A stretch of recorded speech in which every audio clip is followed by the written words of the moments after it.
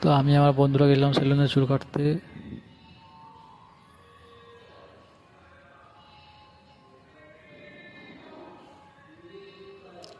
তো চুল কাটার শেষে লাস্টে ছেলেটাকেই লাগছে এরকম, আপনারা দেখতে পাচ্ছ। দেখো ভালো লাগছে কি খারাপ লাগছে, আশা করি ভালো লাগছে।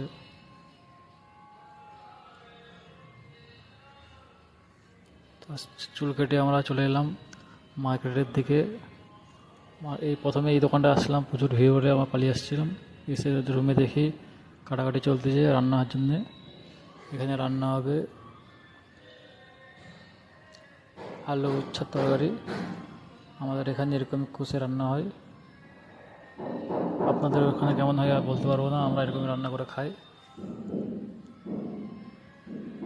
ছোটো বড়োকে জন্য আপনারা আমাকে দেখছেন, খুবই ভালো লাগছে। প্লিজ লাইক এবং সাবস্ক্রাইব করো।